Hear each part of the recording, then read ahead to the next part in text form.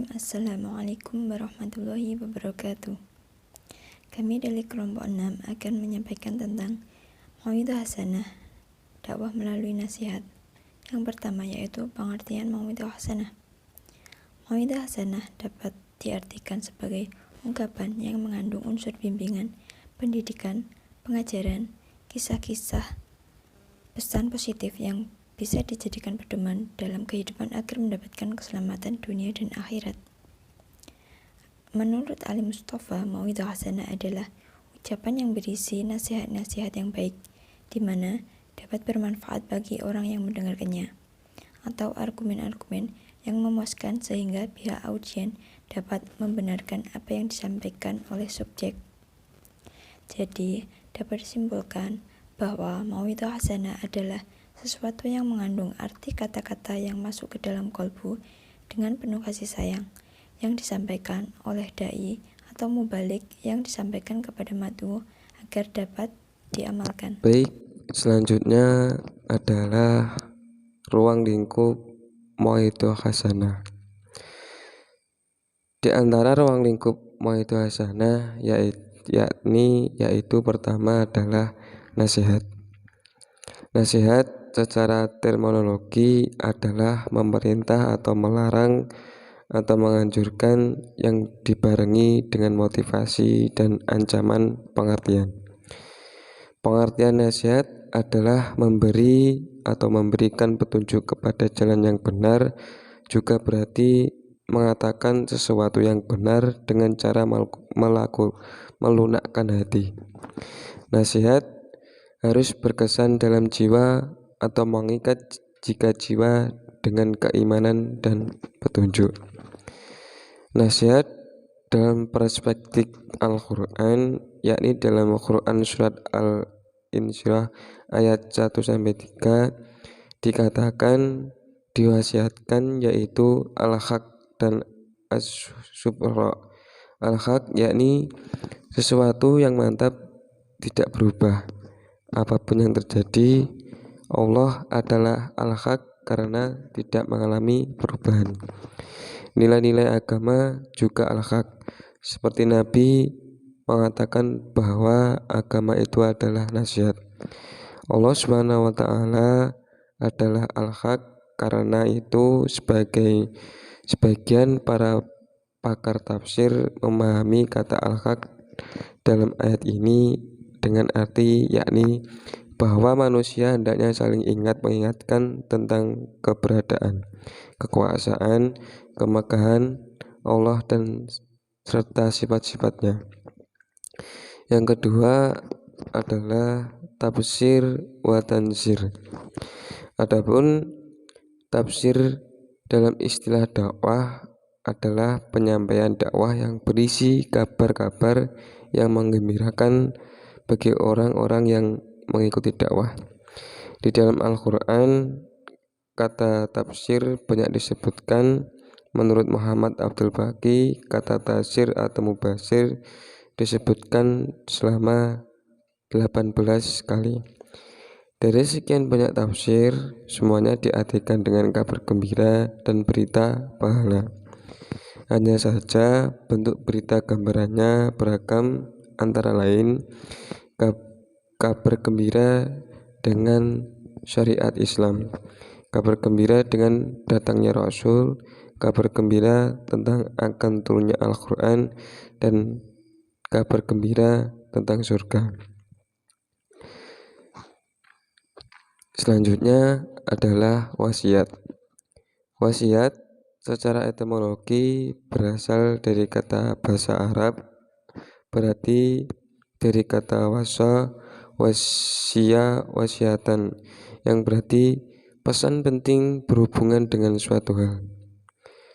Pendapat lain mengatakan bahwa wasiat terambil dari kata wasiatan, yang berarti berpesan kepada seseorang yang bermuatan pesan moral. Secara terminologi ada beberapa yang dikemukakan, di antaranya yaitu wasiat adalah sekumpulan kata-kata yang berupa peringatan, support, dan perbaikan. Dapat juga bisa diartikan pelajaran tentang amar ma'ruf nahi mungkar atau berisi anjuran perbuatan baik dan ancaman berbuat jahat. Berdasarkan definisi di atas, maka wasiat dapat dibagi menjadi dua kategori, yakni yang pertama, wasiat bagi orang yang masih hidup kepada orang hidup, yakni berupa ucapan, pelajaran, arahan tentang sesuatu. Dan selanjutnya adalah wasiat bagi orang yang telah meninggal ketika menjelang ajalnya tiba kepada orang yang masih hidup, berupa ucapan atau berupa harta benda dan warisan. Oleh karena itu, pengertian wasiat dalam konteks dakwah adalah ucapan berupa arahan atau uji kepada orang lain terhadap sesuatu yang belum dan akan terjadi. Selanjutnya adalah kisah. Kisah secara etimologis, lafadz qissah merupakan bentuk jamak dari kisah. Lafadz qissah merupakan bentuk masdar dari kata khossa yakhusu, yang memiliki arti berupa menelusuri atau mengikuti jejak. Maka khossa sebagian besar ayat-ayat berarti kisah atau cerita. Sedangkan ayat-ayat yang berbicara menggunakan lafadz khossa ternyata juga muncul dalam konteks cerita atau kisah tentang Nabi Musa alaihissalam. Secara terminologi, yaitu kisah-kisah dalam Al-Quran yang menceritakan ihwal umat-umat terdahulu dan nabi-nabi mereka, seperti peristiwa-peristiwa yang terjadi pada masa lampau, masa kini, dan masa yang akan datang. Macam-macam kisah Al-Quran bagi umat Islam merupakan petunjuk untuk orang yang bertakwa dan juga sebagai sebuah pedoman hidup. Ajaran yang dikemukakan dalam berbagai bentuk seperti pemerintah, larangan, dan lain-lain, baik secara langsung maupun tidak langsung. Bentuk ajaran langsung dapat dilihat dari ayat-ayat pemerintah atau larangan, sedangkan yang tidak langsung dapat dilihat dari besarnya bagian Al-Quran yang dikemukakan dalam bentuk kisah.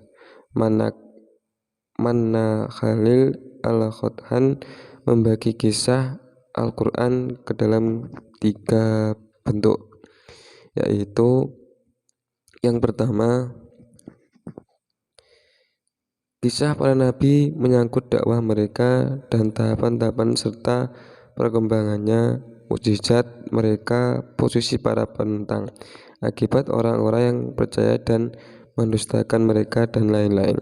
Yang kedua, kisah peristiwa-peristiwa masa lalu dan pribadi-pribadi yang tidak diketahui secara pasti apakah mereka nabi atau bukan, misalnya kisah Talut wa Zalut.